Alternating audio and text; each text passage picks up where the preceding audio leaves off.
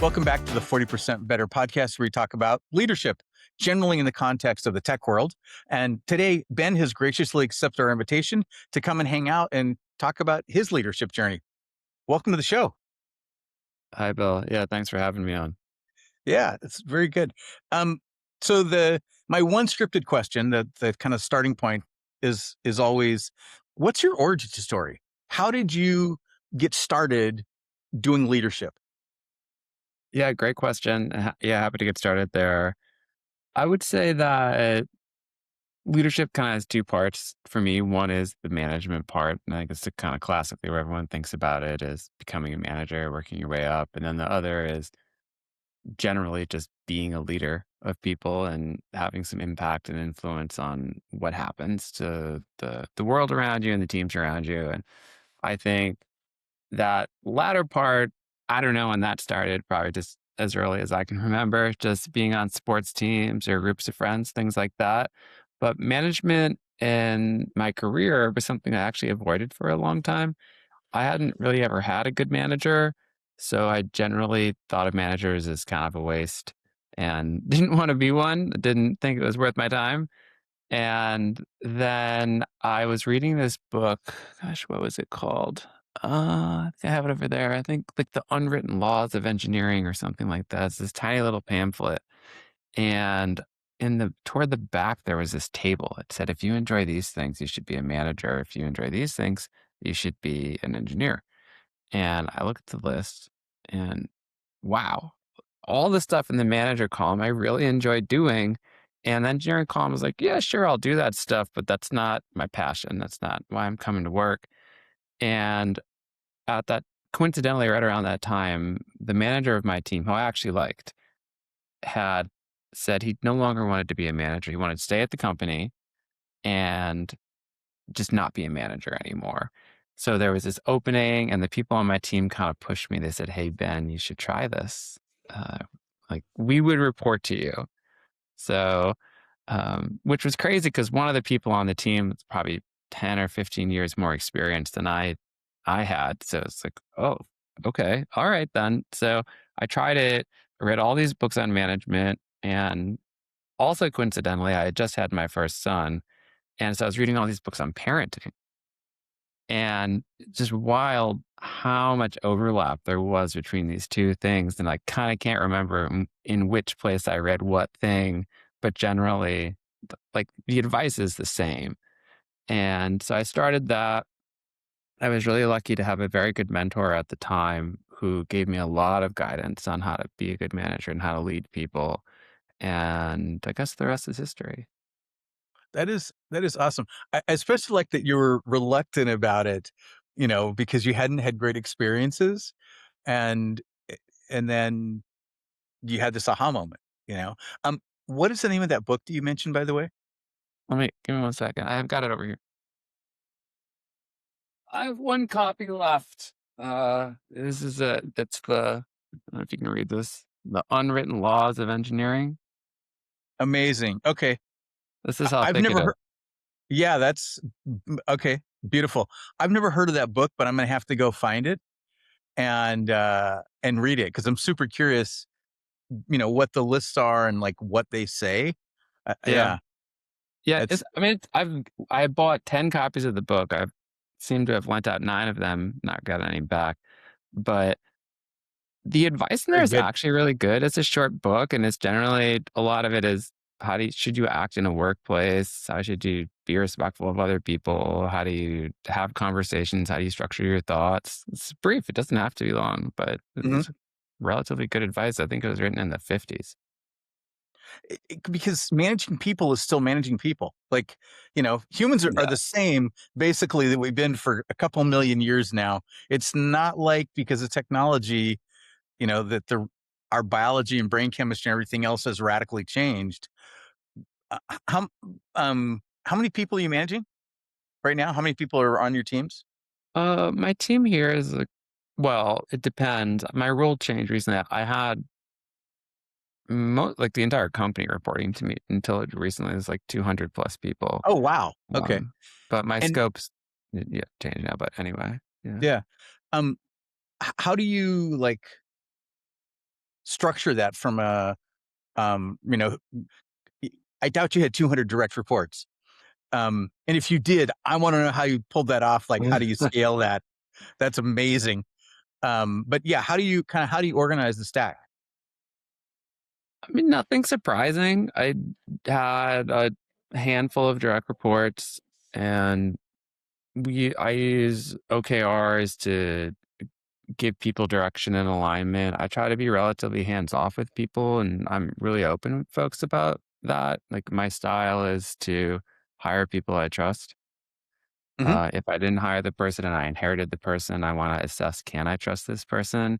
I Yeah. default to trust. I start with that, right? Assume best intentions, and then give people challenges and see how they do with them. And then that helps build the confidence. Right. So that's how I work. And then my general style as a manager and a leader is to I give people the right information, and then as I ask them what they need from me, I try to predict what roadblocks they might run into and try to help get those out of their way, tell them this is, this might happen, and then vice versa, not vice versa, but also as they're working and they're telling me about what's wrong, I say, like, how can I help? Right? Can I have a conversation with this person? Can we change the scope of the problem? Like, what do we need to adjust and things like that? And I coach them on how to do that with their teams.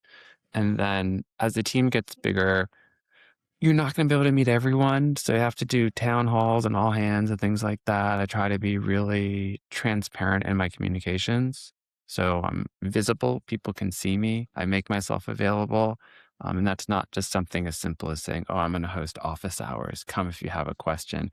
It's like really going and soliciting people and saying, hey, I saw your comment. I liked your question.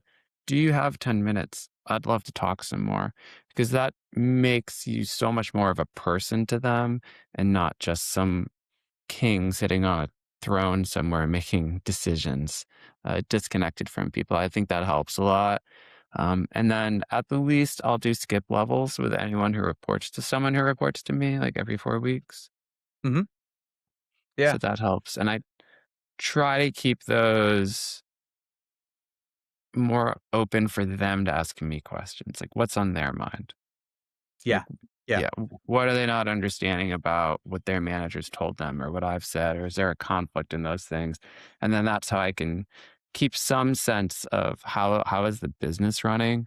Like, is my messaging clear? What mistakes have I made in what I've said that I need to go clarify? And then how do what do I do with that? And maybe a next all hands or a like company Slack message and emails for anyone who still uses email. Yeah. I like I really like the vulnerability of soliciting advice from the team and the people and getting their feedback and making sure that they understand the mission and that it makes sense to them and they agree with it and everybody's pulling in the same direction rather than going in different directions. Yeah. Um, yeah, that's such a especially if you're consistently checking in on it, that's such a good habit to have. Um, where did you learn that kind of outward focus? Um, Maybe I saw it modeled a little bit during my time at Box.com. I had a manager, I had a director. I reported to a director, and I remember he did that, and I really liked it. And I think when I found myself in a similar situation, I realized two things. One, I didn't know what was going on at two levels below me. And two, I missed talking to those people. Right. So it's different if you just come in, you're plopped into an organization, you don't know anybody. But when you were there and you grew up there, so to speak, and you made all these relationships, then all of a sudden you're not talking to those people anymore. And just like something's going on. Right. So I think that was part of it. And I think another part of it, a lot of leadership stuff for me is learning from like anti patterns. So seeing things that other leaders did and just feeling like, gosh, that person's so disconnected. They just said they want to do this, yet everyone I talk to knows that won't work. And it's easy to assume, like back then, that that person knows that and they don't care. or that person's an idiot. But what you realize, like once you're sitting in the seat, is actually, no, I don't have access to that information. I don't know that. And no one is telling me. So, how do I make the people feel comfortable to be able to tell me what's wrong? Yeah. Yeah. Yeah. Yeah. And that the last thing you said there, getting people to feel comfortable, the psychological safety aspect. My experience has been that if we're going out and we're doing those kind of skip level meetings and we're asking how people are doing and we're proactively soliciting their feedback, that goes a long way towards getting people to feel like they can actually say, "Hey, I think the emperor's naked." Yeah, And that's great. because like for me, like that's the perfect litmus test is if someone will go, "Hey, this doesn't work like you think it does, and it's a horrible idea." Um, like I want my people to be able to have that level um, of safety that they can say that, and there's not going to be any kind of negative repercussion, and that I'm like, okay, I want to know this, Yeah. because like you say, Yeah. if you don't know what's going on, then you can make some horrible decisions, and Yeah. I've seen companies do that and been like, how did the chain of knowledge, like how did the knowledge not filter up the chain? Um, and props to whoever you saw doing that, because I think that's such a huge value proposition, and something that I've always thought was critical. And it's because I had some really good management um, in early when I was in college. Yeah. And I was like, oh, I'm stealing that idea wherever I go in the future. I Yeah. am I'm totally stealing that idea. It's going with me no matter what. Um, but yeah, that's awesome. Um, how do you like currently, or maybe when in the past when you were at Box, wherever, like how do you do like do you systematize knowledge transfer to make sure everybody understands kind of your approach? Like how you mentioned coaching, but like kind of how do you organize that? I think a couple different ways, and correct me if I'm not answering the question I think you're asking, but one of the things I do is I have a working with Ben document. So it kind of just defines like, do I prefer Slack messages over emails? Like on what ETA should you expect me to reply? Do I prefer meetings? Do I prefer 10-minute meetings or 15-minute meetings? Do I want to end early so we have bio breaks? Like things like that. Like, do I want to speak up in group settings? Do I enjoy praise? Things like that, which I don't. Uh, and like that sort of stuff. I mean, it's a long page, but it's not that long. But that is one way that I approach it. So someone could say, like, let's say they don't know me and they want to reach out, they have a question and they're kind of scared. It's they could go look and see like, oh, how does Ben operate? And I encourage people who report to me to also have those sorts of pages. Like that. Have Yeah. you read um have you read Principles by God, what's his name? Um Come on, brain. I don't He think runs so. he What runs a about? huge hedge fund. Yeah, it's Mhm. but he talked about how uh in the when he was building the company, kind of that idea, but they came up with this standardized template for everybody in the company, and they start off with I think like sheets of paper, kind of the idea. And when they started doing this, they were doing it all on paper, right? It wasn't digital, Yeah. but they ended up with the company was making decks of player cards like baseball cards, right? But Oh, for okay. all the employees in the company. So that you could, if you had to go meet with somebody, you get their card. And when new people came on board, everybody answered this questionnaire and they would make a card for you and it would be added to the deck. That's really And cool. yeah, and I was like, oh, that's such a Ray Dalio. That's the guy's name. Ray Dalio. Mm. Yeah.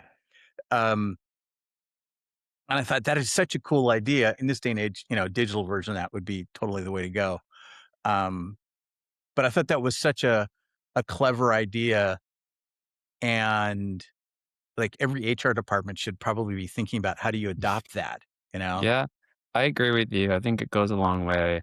I got the idea when I was at Google, and Google has an internal bio system where you can click on any person and you can see like what team they're on, what projects they're working on, how long they've been at the company, and what teams they've been on, like their history. And then it also has this kind of about me Mhm. page that has a template, and you can go and you can fill it in. And a lot of people will go beyond that, just add a few more things just to make it easier to work with them. And that helps in a large company, that helps a lot. Right, right. Yeah, yeah. When did they put that in? I don't Oh, remember that being there when I was at Google. that's right. I don't know the history of it actually. I think it's probably still rolling out when I was there in Oh, 2022. okay. So, Yeah, you because were I there way after me. yeah, Yeah, not everybody had it. yeah. Because I was thinking like, because I the project that I was on, I had to talk with a ton of people at Google, Yeah, like all over the planet. I was like, um, it was yeah, it was interesting. But like, I was cold emailing and calling people, um, like kind of doing this treasure hunt kind of a thing to get to the knowledge that I needed yeah, in the organization. And it was always like someone would say, "Oh, here, let me refer you to somebody. Here's their email," and I'd be like, "Okay, great," and I'd go, that was the next one. I would have loved to have had that. yeah. It's crazy that at that company and likely other large companies, like networking skill is so valuable, and Oh being yeah, able to just reach out to somebody you don't know, even though you're at the same company, and like right, be able to get them to buy into whatever it is you need them to do. yeah, yeah, yeah. That's okay. So networking for a lot of people in tech is an uncomfortable thing to do because I Mm, think tech people oftentimes on average, have a degree of social anxiety that general population doesn't. Um, sorry, uncomfortable truth there. I used to have horrible social anxiety, so I totally feel comfortable talking about it. Um, how did you get comfortable with networking? Like, yeah. was it ever hard for you? Oh, definitely, and it's a great question. I'd like to talk about this as well. So, the way I see it is it's not only social anxiety. I think that also there's a bit of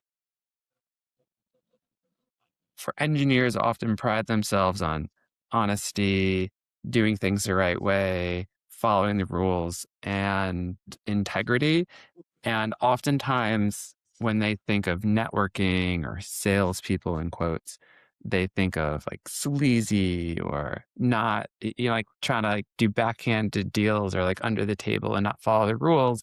And then they just throw networking into this bucket. And that's not true. That's not what networking is, and that's not who salespeople are either. There are salespeople like that, sure, but there's also engineers like that too. So it's not a one to one there. And what I think I discovered is that maybe I just fell into networking, and then I realized that just by being nice to the people that I met, by following up with someone after a conference with a genuine question or a comment to say, "Hey, remember when we met at the conference at such and such date and time and we talked about X? Thanks for taking the time to talk to me. That was fun. I really enjoyed it. I'm gonna go try this thing." And one times out of 49 times out of 50, well, actually, okay. 30 times out of 50, they don't reply. 19 times out of 50, they reply and it ends there. But maybe one time out of 50, they write you back and you start a dialogue and you dive into something together and it's fun. And maybe it lasts some months, maybe it lasts 6 months. Maybe there's never a connection again. But some of those people you're going to come back to if your career keeps going and you stay in that industry. And it's just been surprising how many people I end up having some questions like, "Oh, I remember I met someone once and I talked to them about this," and you email them and they're actually excited to help. And I think maybe a breakthrough for me was realizing when people started asking me for help, that I was excited to be able to help them. Because I would think of all the times I never knew whom to reach out to when I needed something or I had a question, didn't know how to do something. And I was so thrilled to be able to be that person for somebody else. And I think that's when it clicked. Like, oh, if I'm asking someone for something, I see it as they're doing me a favor, but they may see it as an opportunity to share their knowledge or some skill that they have or some connection that they have. And it's an opportunity for them. So they're doing, I'm doing them a favor. And I mean, maybe Right. that's a stretch, but it just made it easier for me to like break that ice, so to speak. Yeah. Yeah, I like that. Yeah. Yeah, I think that's one of those, yeah, uh, to the way you're putting about people's apprehension about salespeople or, and they're putting networking in that bucket. Um, I think that just kind of adds to it. And like, fundamentally, I'm an introvert. And so being around a bunch of people is a net energy drain for me as a rule of thumb. Yeah. Um, and so, and so I think that's probably common in the engineering world. I don't think I'm like an outlier in any way in that. And so I think about how do I manage my energy in the context of networking. Like I'm not going to 3 networking events in a row in the same day, and probably not even in the same week. That might be more than my brain chemistry can handle. But I also do see the value in it, and I find that like internal to the company, especially a company the size of Google or even when it's smaller, that networking really helps me understand all the other parts of the organization much Uh, better, and and it helps me get inputs that help my team operate better when I can go, oh yeah, I'm talking to the sales team and they're getting a bunch of inquiries from prospects about some kind of a new feature, capability that maybe isn't even in our backlog. And we should be thinking about it. And for some reason, it doesn't make it through the executive channels. And so, me being proactive has the folks on the sales team have a much easier conversation.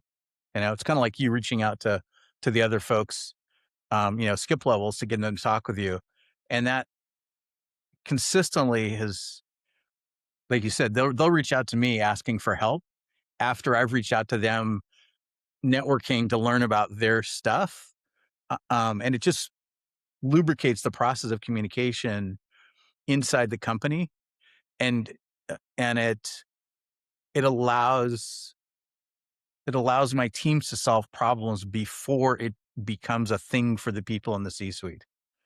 They don't even like they don't even know about it, and because we're already like, oh, whoops, we need to solve this so it'll help sales or marketing, or there's a customer support thing that we've got 10 tickets in a row on it, whatever it is. Yeah, yeah. Yeah. I think it's surprising how just like a 2 minute to 5 minute yeah, conversation can expose a lot of information that ends up being useful later. And most of the time, those are kind of natural conversations.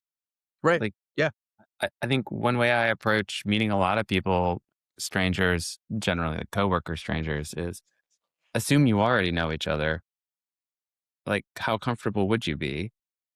Well, pretty comfortable, and just proceed from that right, starting point, that foundation. Because in general, most of the people that you meet are nice people that have roughly the same sort of interests as you. Like they want to go home and have a house that they're happy to be in, and they like eating, and you name it, right? There's like at least something you have in common.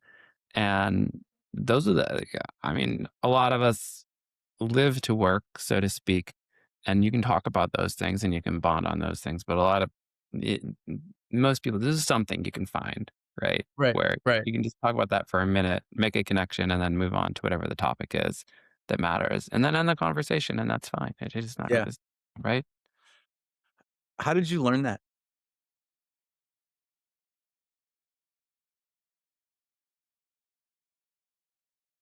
That one, I don't know. I think just repetition, practice. Um, Maybe if I really thought about it, I think a lot of the leadership books I read and have read do hammer on the fact that we are inherently good people, like humans are like we're decent. And I read this book called Humankind. I don't know if you've heard of it. It's like by Rupert Brugman. And, Mm, Sapiens, same time, like, kind of about the same thing, about the mhm, history of yep, human. Okay, so you that one you've heard of. So the other one's yep, very similar, but I liked it better. Um, but, like, one of my takeaways from the books is that humans are good, right? And then we people end up in bad situations, and then that can make them do bad things. But when you have the right things around them that can be their models and their guides, we generally want to achieve those better things for ourselves, mhm, and we want to be better. And I think maybe reading that and those sorts of things like sunk in at some level to just be able to go up to someone and assume these positive intentions. And I certainly meet people who are jerks.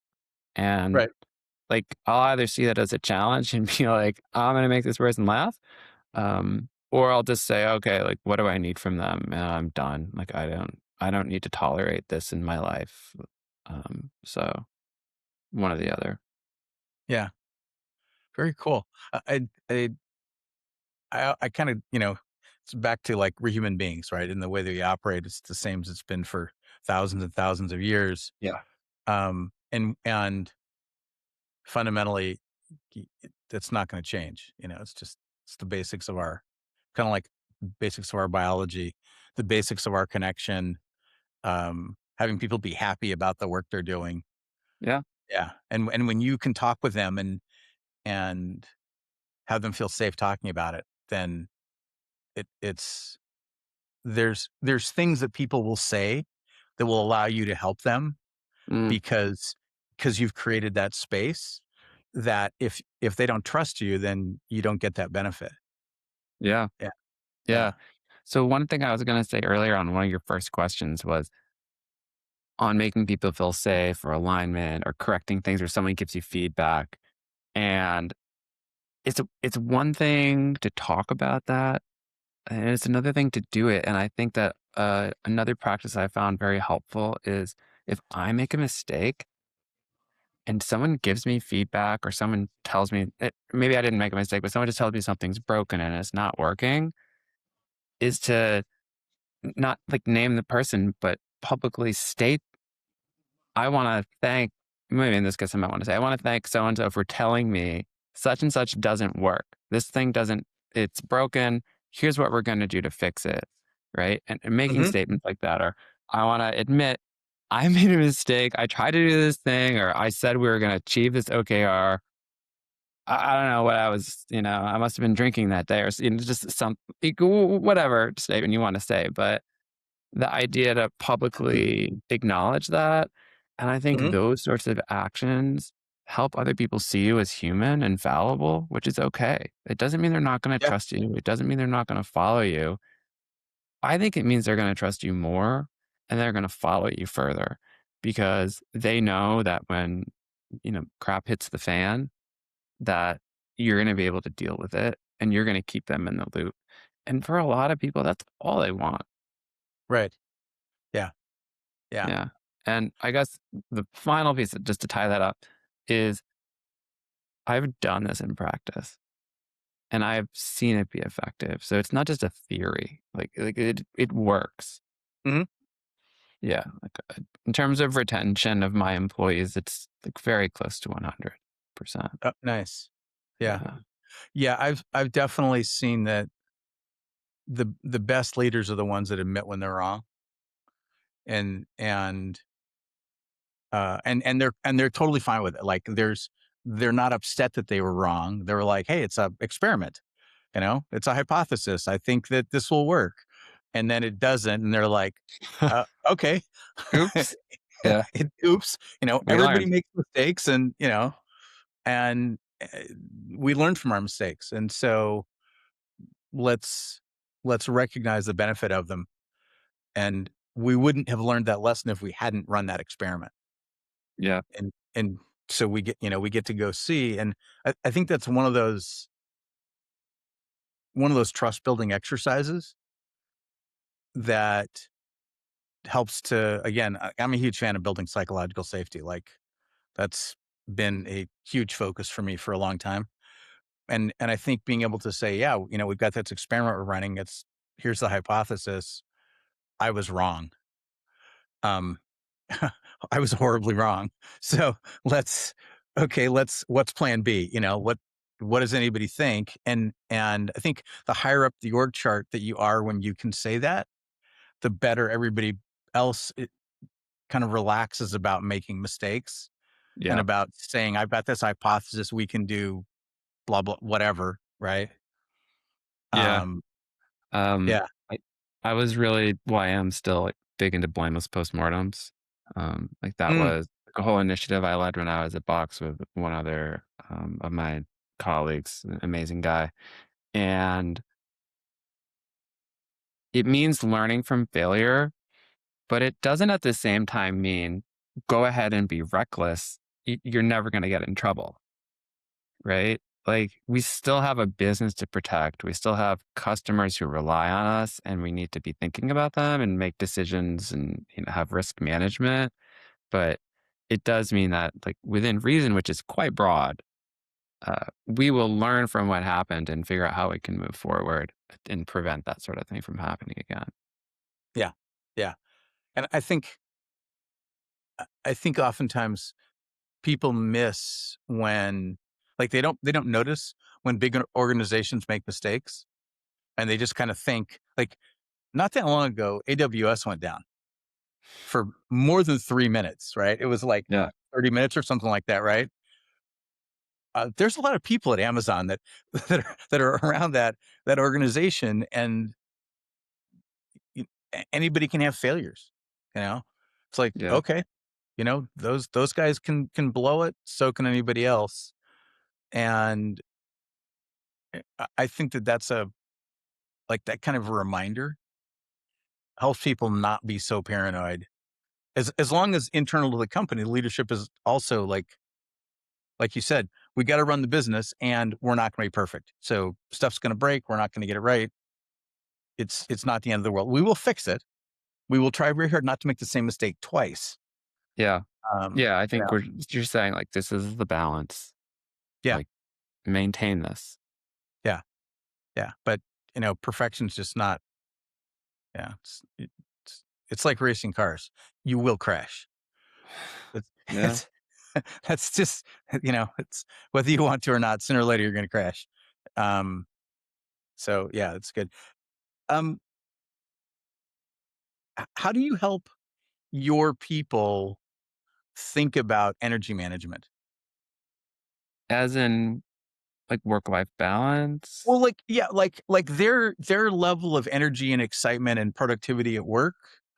Um, Yeah. it could be, and I ask because that's always been a thing for me. Like, has been, I want my people to be performing well, but I never want anybody to be burned out. Yeah. And Okay. so, Got it.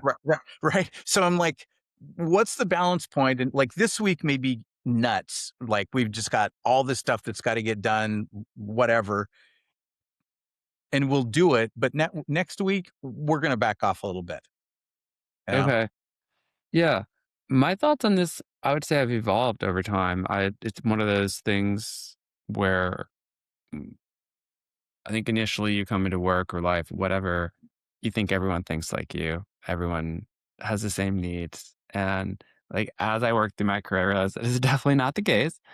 And in management, what I learned is I have to, I guess, two things here. One is you have to adapt to each individual as much as you can, to how they show up and what brings them energy, and then try to find the projects that are going to match well with that. But then the other piece of it is, not everyone is going to get to the same place in their career. Right? Yeah. You may have 2 folks on your team who are senior, like not entry, not mid, but senior. And one of them may be fit to be a staff or senior staff someday, but the other one maybe is never going to make it past senior, and they're okay with that. They Right. don't want Right. more than that.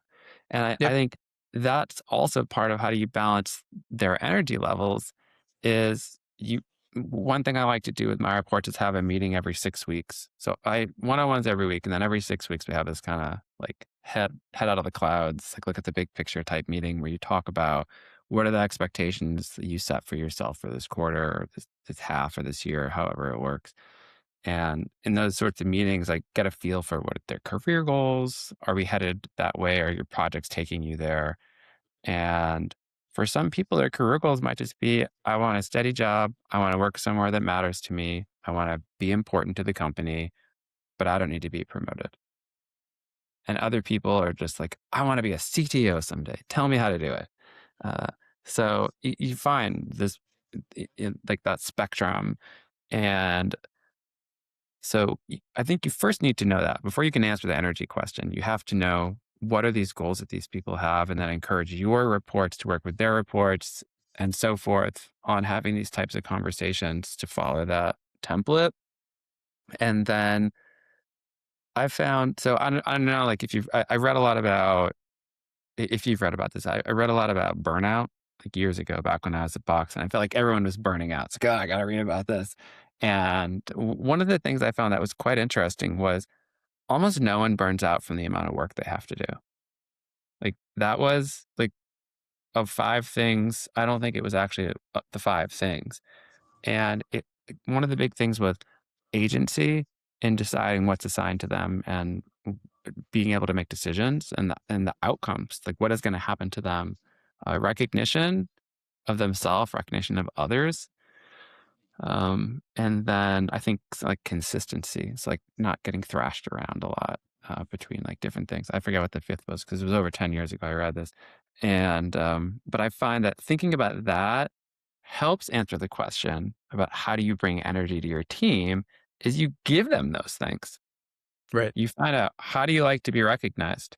Is it a private email? Is it a public statement? And then you find out for the other team members, and then you work that into how you work with your team to make sure people feel noticed and that they feel like other people feel noticed.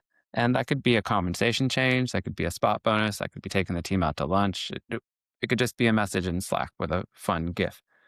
And then it's giving them a consistency, giving them big projects they can get excited about, or some people just feel good about cleaning stuff up. Like I know a guy, one of the smarter engineers that I know, he loves to just refactor code. He wants to he wants to leave the proverbial campsite better than he found it. So Nice. Okay. there's no shortage of work like that at any company. Yeah. So I find that stuff and I can give it to him. He's happy to be here. And he's adding value to the company that needs to be done, and other people don't want to do that. This is perfect. Yeah. Yeah. That's like you couldn't ask for something better than that. So I would say that's probably how I balance it. And finally, I guess I'll stop talking. Is just I really like to motivate the team.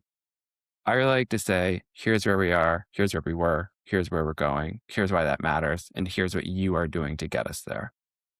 And Nice. this is a once in a lifetime opportunity, or it's not. But either way, we are excited about this. So I think that's finally just a general thing to wrap it up. Yeah. No, and you're not talking too much. That's the whole point is to get your perspective here, right? Like I want to hear your Right. your thoughts on all this stuff. Yeah, I like that, especially getting people doing the kind of work they want to be doing.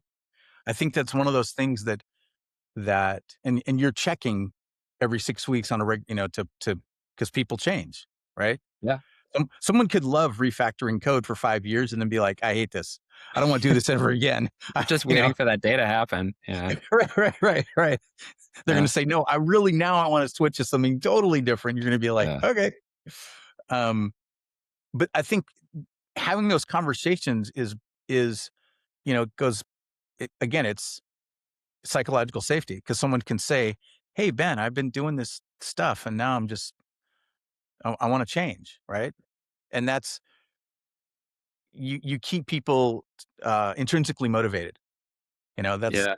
that's I think one of those anti-burnout things is if you're Yeah. intrinsically motivated, it's very hard to get burnt out when you're intrinsically motivated, you know? Yeah. Um, I was talking I had a great conversation once, or a great piece of advice I was given when I this initiative I was pushing for. I forget what it was, and I was talking to my co-founder about it, and he said, um, "It's much easier to get someone to do something when it's their idea than it is to get someone on board with yours." yep, And like, wow, just that concept of if I have an idea, I don't care if it's attributed to me. I just care that it happens.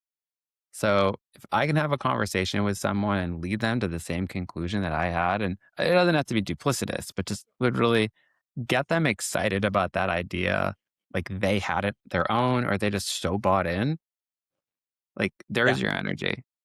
exactly. Yeah, yeah, that ownership thing is such a huge piece.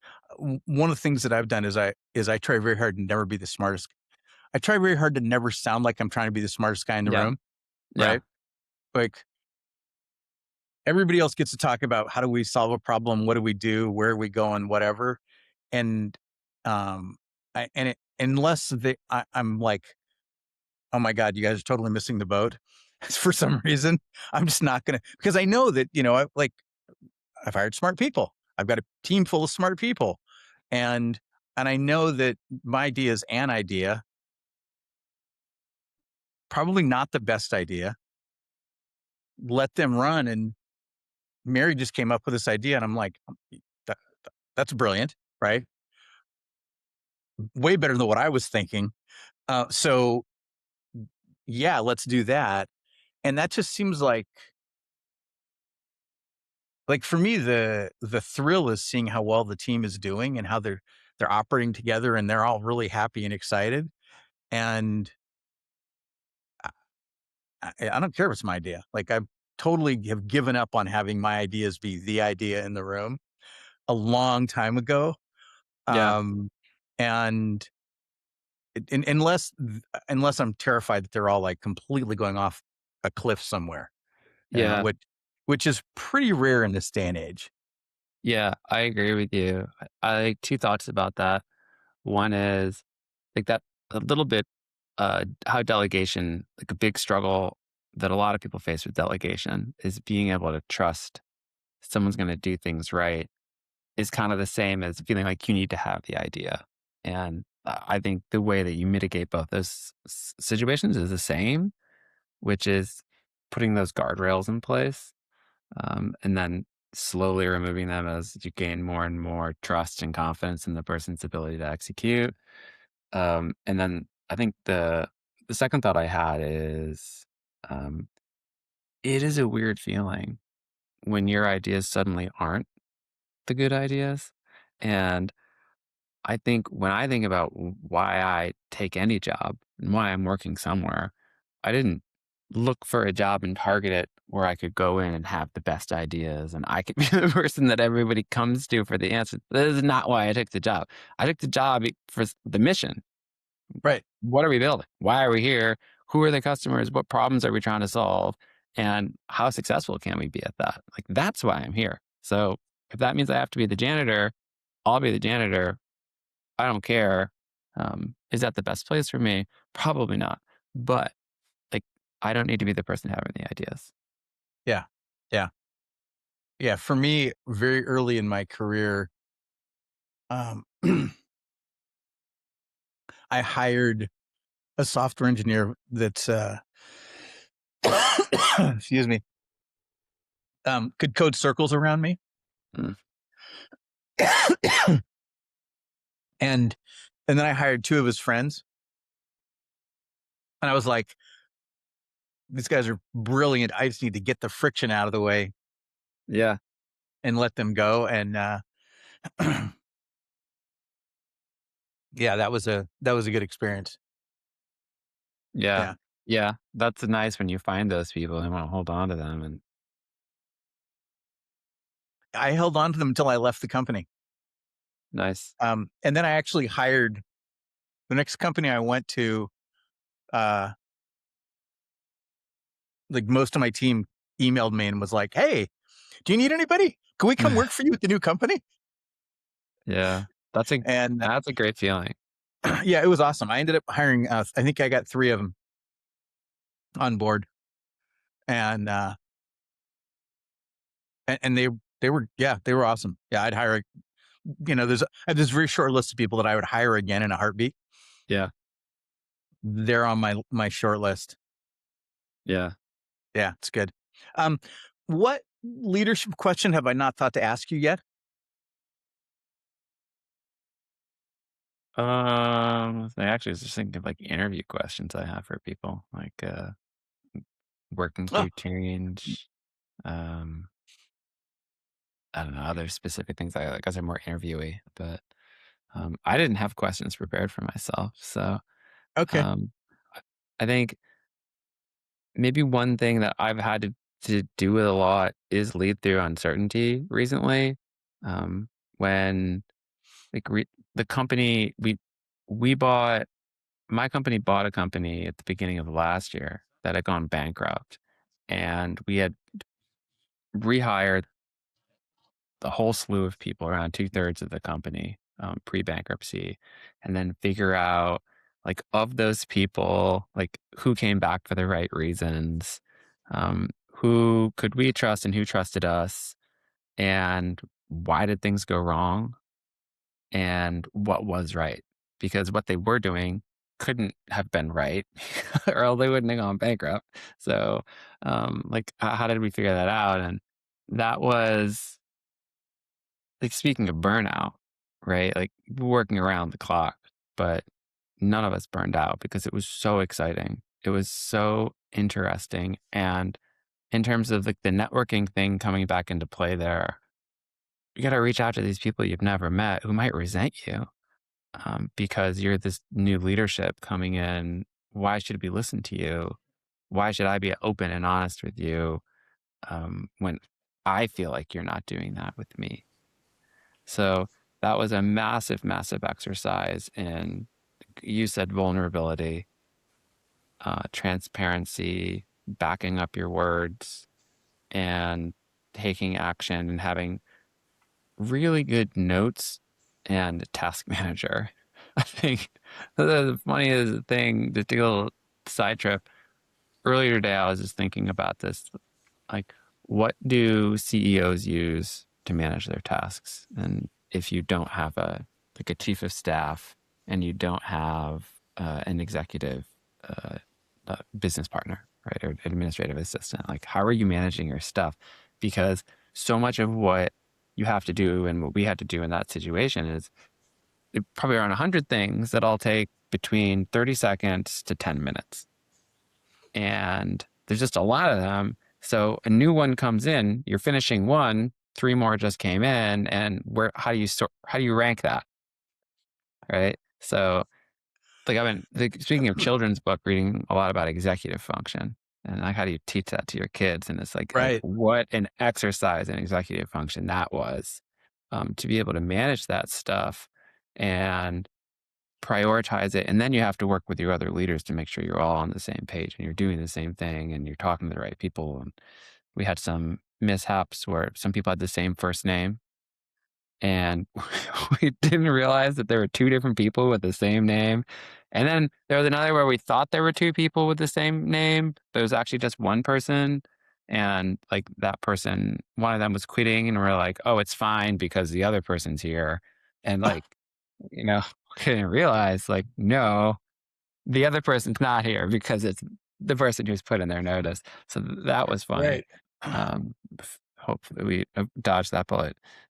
But I think that was a really, really good experience to test some of the stuff you and I have been talking about when it comes to leadership, to see, how do you create that psychologically safe environment? Does it pay you back? Or are you just feeling good about something but not getting anywhere.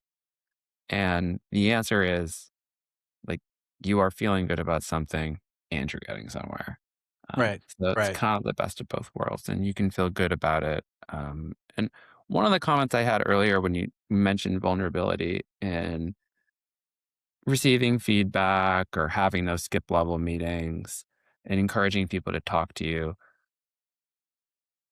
One of the things I found is it's hard to enter a conversation where someone's going to tell you something that you don't want to hear either, because they're going to tell you that what you think is wrong and they may have a point, or that what you did was wrong and they may have a point.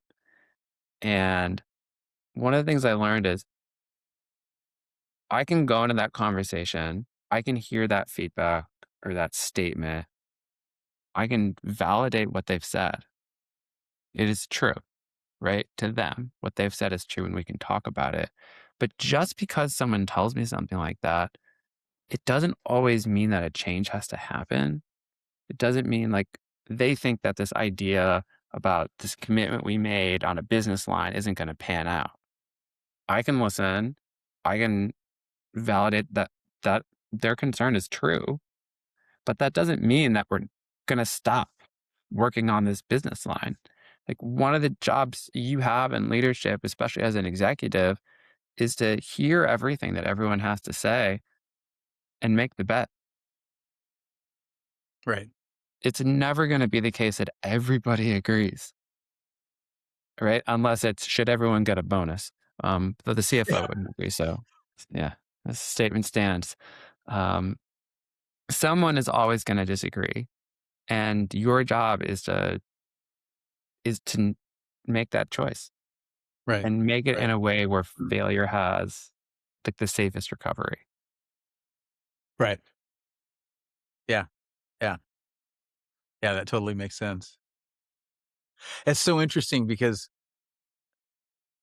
and I realize this is an oddity in my brain is when people tell me I did, like something wrong or there's a better way to do it or whatever.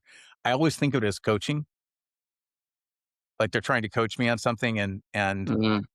like I just take it as coaching, but that's because I grew up as a competitive swimmer and I was always getting like there was every day that I was getting coached, Yeah, like so yeah, it's for me, it's like, oh yeah, that's coaching, right? They're trying to help and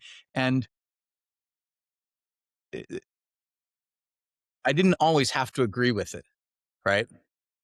Um, and especially now, people are like, "Oh, you should whatever." Um, I don't have to agree with it. It's kind of like you don't have you like someone can be upset about or not happy about a direction you're going to take the company or a product line. Okay, that's fine. Doesn't mean you have to not do it or that you've got to change. You know, but I always think of it as, oh, this is coaching input. It's my choice whether or not I'm going to take it or not.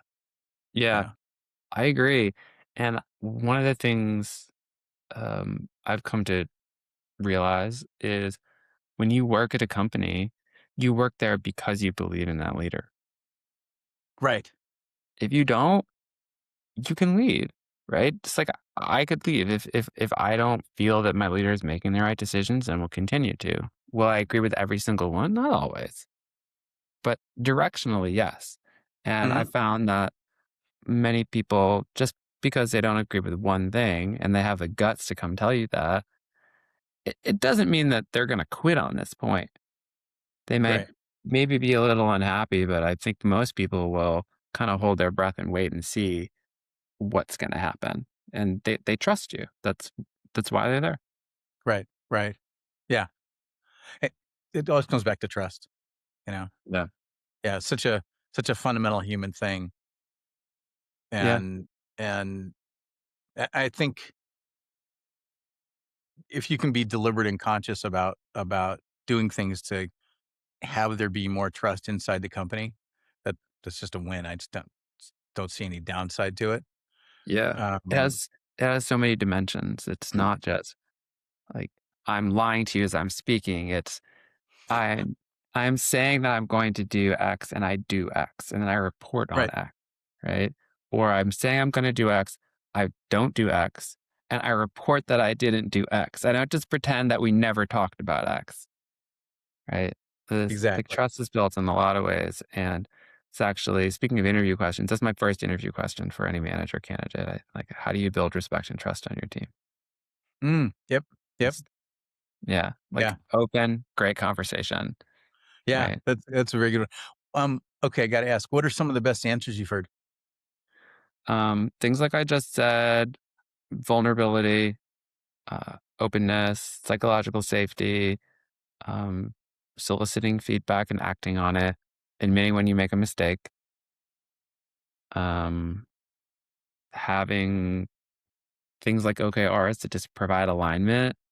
And Mhm. then for respect in particular, a lot of people will talk about not tolerating disrespect.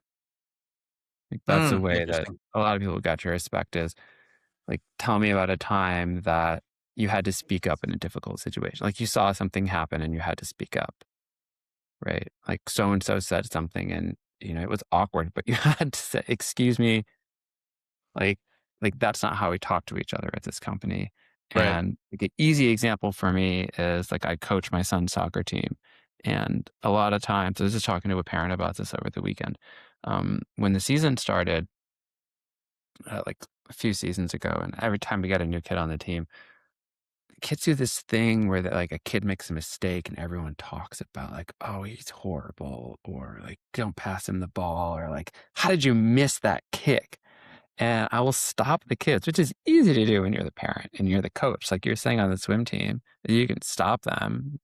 And I just got a whistle, by the way, which I love because it just blow Yeah. that thing and everybody looks. So anyway, I stop them and I say, that's not how we talk to each other. And like we're a team and we're not gonna win any games if we're not working together and we're doubting ourselves.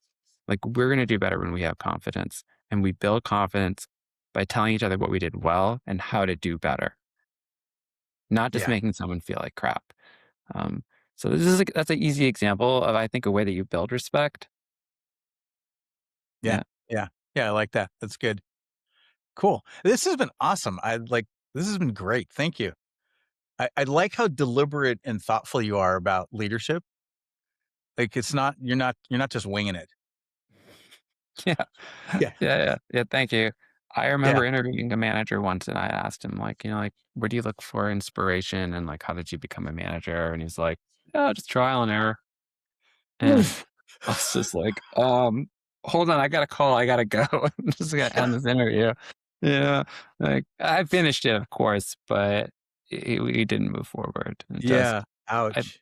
it's just what you said earlier. We've been on this planet for however long, and we've been around a long time having to do stuff like this. Like there is no shortage of knowledge from which we can learn. Like we do not have to learn it as we go. Yeah. Yeah. Totally. That's a great line to end the podcast on. Thank you. Yeah, thank you.